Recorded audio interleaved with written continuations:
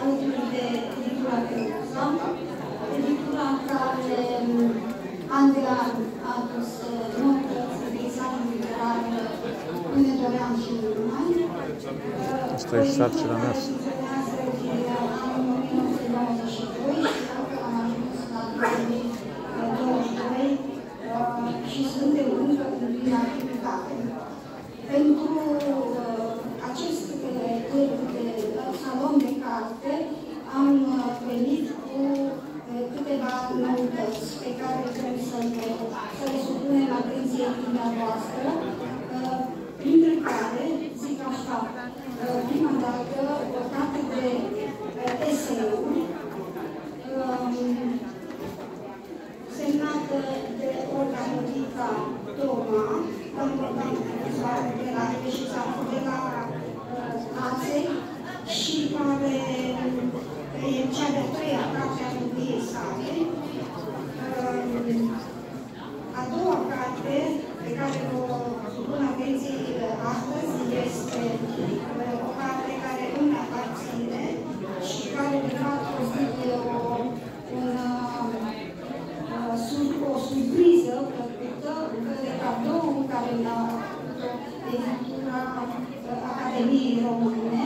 Cartea se numește, este din colecția 101 de poezii, iar titlul ei este Casa cu umbre.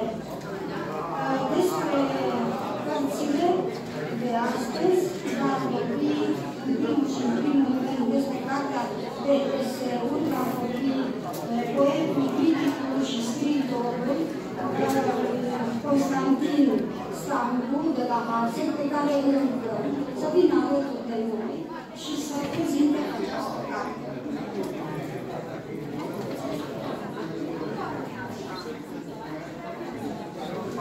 Să vorbim despre lucruri serioase, pentru că până acum se pare că ne-am jucat de-a cărțile. Să vorbim despre sentimente. Doamna Modica Toma este o profesionistă, a scos această carte de eseuri, în primul rând focalizându-se pe viața spirituală. Viața spirituală este un domeniu care se pare că lipsește lumii moderne. Suntem, cum spunea un poet, un om presupus, pentru că fără sentimente suntem mai aparenți, aproximativ. Doamna Modica Toma a pus sufletul în cartea domniei sale, a adunat o colecție de eseuri și le-a focalizat într-o lucrare deosebită referitoare la ceea ce se întâmplă cu partea nevăzută, dar foarte reală a ființei umane. În primul rând, omul are un limbaj. Dar dincolo de limbajul pe care îl folosim, chiar în momentul acesta și în momente de breaking news, există limbajul sentimentelor. Doamna Modica Toma spune clar și ne spune, atenție, trebuie să învățăm acest limbaj al sentimentelor. Dacă nu suntem atenți, ne rătăcim în propria noastră existență. De asemenea, Dumnezeu pune problema sensului în viață. În o epocă în care totul se derulează rapid, aproape ca într-un film play la filme, totul se petrece rapid și se pare că sufletul rămâne undeva în urmă, dincolo de ușă. Doamna Modica Toma spune, noi trebuie să avem un sens în viață. Fără sens, nu putem să ne clădim restul de trecut. Pentru a avea sentimente, cartea pune problema culturii, a educației, a credințelor, problema trăirilor pe care fiecare dintre noi ar trebui să le aibă.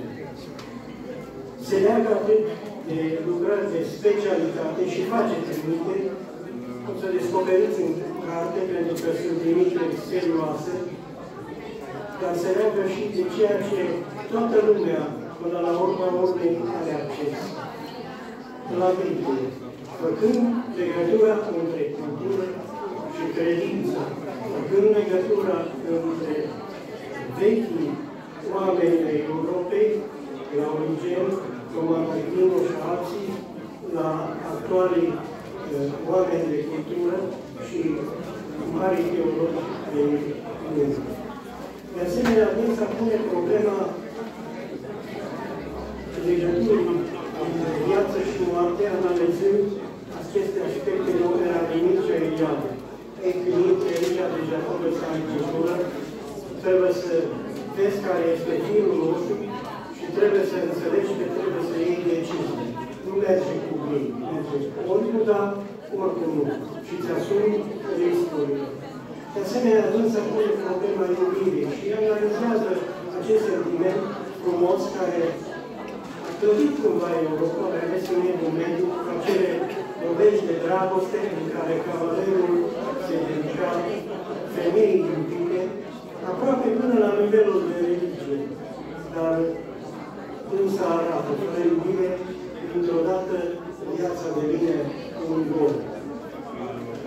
Sigur, are multă pasiune a legat viața teoretică de viața practică, realizată în cartea de eseu este, din punctul meu de vedere, o reușită. Am găsit câteva legături și mă gândesc la cărțile lui Constantin Burgan, Creierul și mintea Universului, Inteligența materiei și alte cărți de genul acesta. Am găsit legături și cu Greg Braden, care este un apologet și care face legătura între vechile scrieri și ultimele descoperiri, astfel că se clădește o punte peste viețile noastre. Nimic nu se pierde, nimic nu se câștigă, totul este în mâna lui Dumnezeu. Pe de o parte. Pe de altă parte, aș vrea să arăt că dânsa are un limbaj tehnic, dar totodată are și un limbaj accesibil, astfel că putem tipări ceea ce înseamnă limbajul sentimentului. Și ultimul lucru pune problema fericirii. E o problemă pe care fiecare dintre noi, până la urmă, ne o punem. De ce? Acesta este întrebarea. Și dânsa, apelând la toți mari specialiști, la clasici în domeniu, arată că fericirea până la urmă depinde de o alimentație sănătoasă, de relațiile dintre noi, de a avea un scop în viață, de a ierta pe celălalt, de a te deschide spre celălalt, de a avea empatie și, dacă se poate, și valoarea supremă a via proprie. Iată că dânsa închide această paranteză și prin eseuri găsim o cheie, sau poate mai multe chei, despre propria noastră fericire. Eu zic că este o carte reușită și dânsa e din țara Hațegului și eu sunt fel din țara Hațegului, e foarte reușită, pentru că și noi avem spus în cuvânt. Deci, vorba poetului, să ne iubim pe Dumnezeu. Mulțumesc!